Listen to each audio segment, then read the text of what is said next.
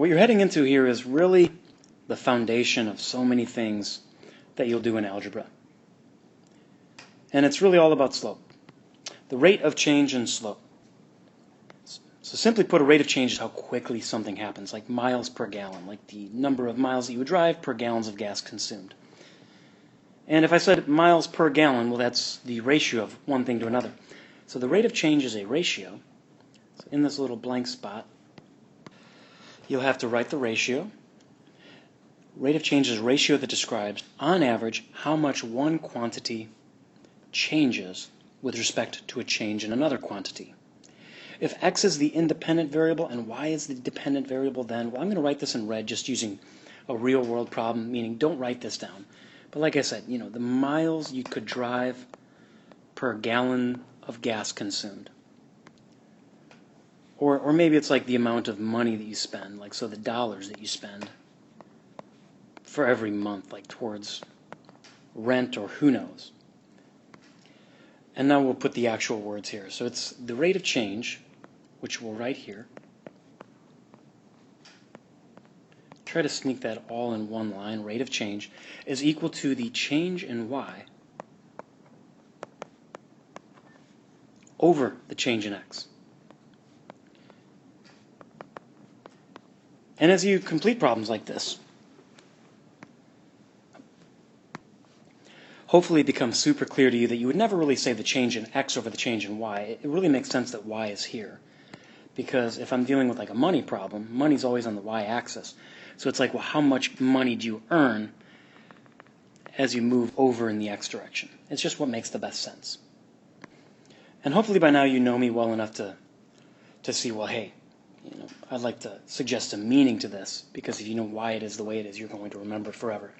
And I have a second equal sign here, because you'll also see that this is the change, but written as a triangle, which is a Greek symbol for the letter delta, meaning the change in y over the change in x. And so draw a little arrow to that, and we can say, well, delta is the same as the word delta, so you know what it is. So that's D-E-L-T-A. And then that also means the change. It takes a lot less time to write delta y, and then later on you'd be like dy dx. All right, so here's a real-world problem that may or may not be outdated by the time you look at this problem. So a lot of these, as the guide in, they're going to show you, well, we got a situation, like the real-world situation. You're going to be able to construct it in a table form, as well as a graph, which hopefully takes you to the point where the most challenging part, the equation, is super clear. Let's look at this. Nintendo Switch games were purchased. One game cost 50, two is 100, and three were 150. Build a table ranging up from 0 to 5 games and graph all the points on a coordinate plane. On your own, figure out this table and fill in the values that need to be written right here.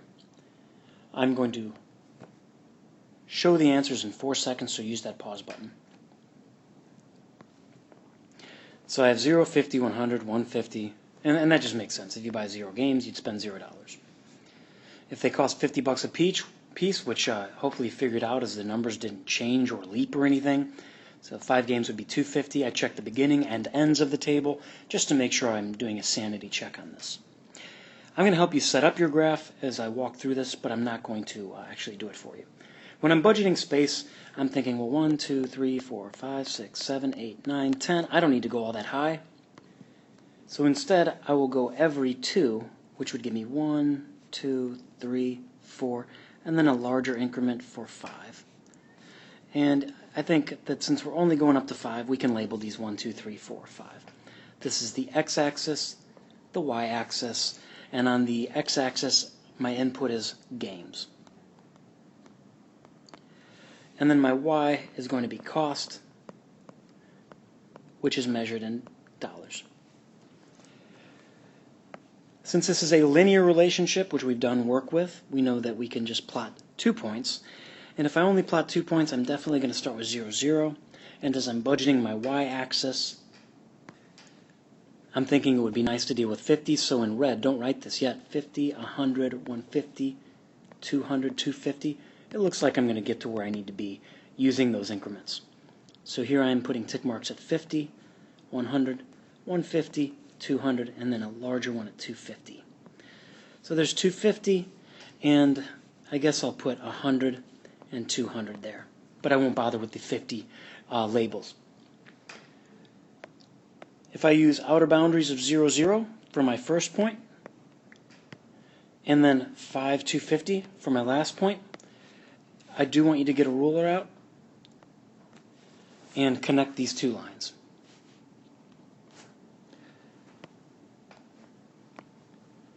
I can't use a ruler on the iPad, so make sure that's as clean as possible. There are so many ways you can do this. So let's write that the rate of change, because we still need to answer that last question, which is going to be equal to delta y over delta x, meaning the change in y over the change in x. And the 2 points I'm going to compare just randomly, I just want to show you that you can jump anywhere you wanted. I'll take this value where x is 2, and I'll also take the value where x is 4. And so if I look at the y values, well, the change in y, I usually want to look at the end point. So the last of those 2 points is 200 for y. And as it changed from 200 to this value, well, I'd want to know the difference between 200 and 100.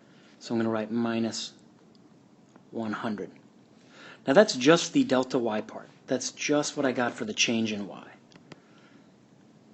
And you have to keep the same order. Since I went from 200 to 100, now that I do the change in x, I would go from 4 to 2.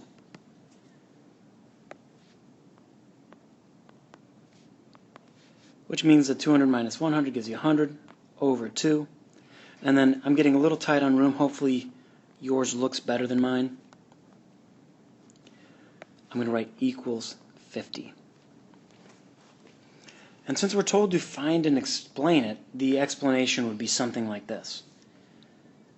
Each additional gain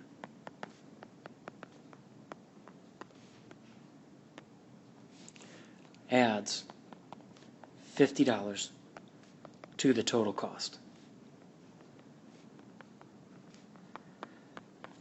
And it's important that I don't just say, well, if I buy 5 games, that's $250, because that's not the rate of change. That's like specific about this point. So basically, every time you climb up one more game, you add 50. You climb up, you add 50. And you could choose these points anywhere. I hope that's kind of a little clear. Like I could jump all the way from 250 to 0. That change would be 250 minus 0, which is just 250, which means that I jump from 5 to 0, and 5 minus 0 gives you 250 over 5, which is 50. So you can look anywhere on this.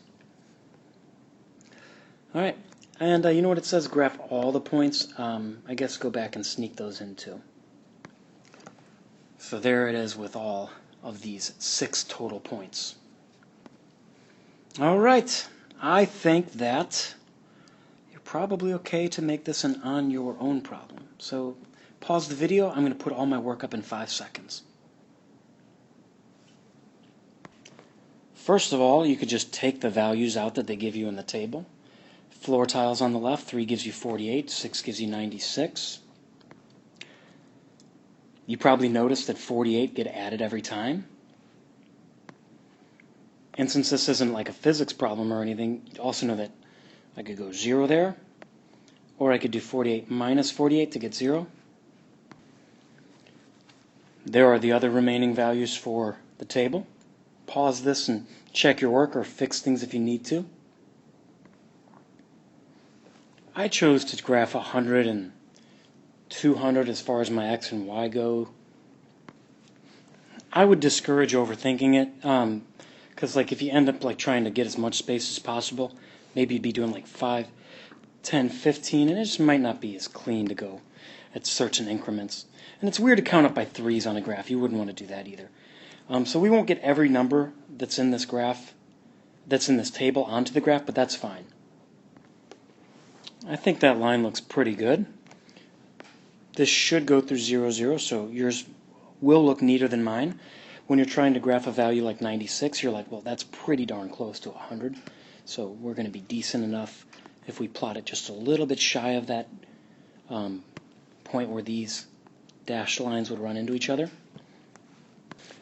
But now I'll explain a little bit more deeply the whole rate of change thing. So again, rewrite rate of change if you haven't.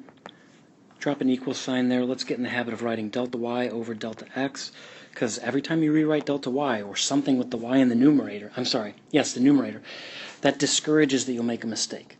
So here it would be easiest to choose these 2 points, but I'll choose more challenging points just because. So I'm going to go from here to here. Now notice that the y and the x's don't just climb up by 1, so it goes from 6 to 9 here. So if I focus on the y, then I know that y is going to be 144, because I like to start at the end, minus 96, and choose the one behind it. And then that's compared to 9 and 6. You have to choose them in the same direction. So if you go last to beginning, you could do it in the opposite order, but just make sure it matches. And when I subtract those values, I get 48 over 3, which means that the result is 16. And as we explain the rate of change, this means that each additional floor tile costs $16. That's what we're looking at there. All right.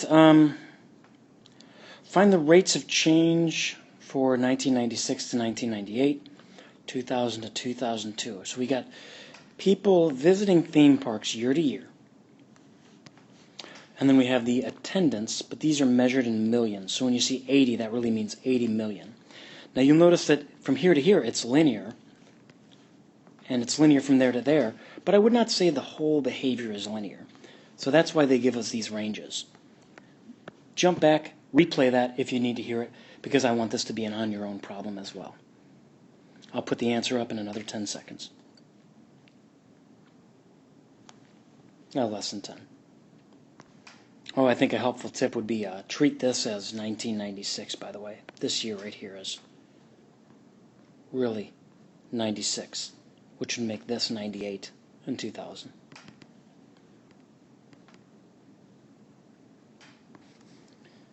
So from 96 to 98, it's nice to write the word 2 so that you don't use a dash to make you think you're subtracting two numbers. Here's 1.5. Once I simplify that, that means you can plug in 80.3 there once you figure it out. Figuring out for 2000 to 2002 gives you 3.9. That means that right here we could sneak in an answer there. If you want some resolution on that value there, you can figure that out too. You realize that it's actually not totally linear from here to there, like I said. Looks like it kind of climbs a little bit faster than it does here. Not much. You can't even tell that visually. From 96 to 98, 1.5 million more visitors came yearly. And then from 2000 to 2002, 3.9 million more visitors came yearly. And then how are the different rates of change shown on the graph? You could be like the slope, or really, just the climbing of the line. The slope is higher in recent years, however you'd want to phrase that. In recent years, I mean, this is kind of an old graphic, but that's fine. Let's not overthink it. All right, so this will be the first of a handful of videos for this section.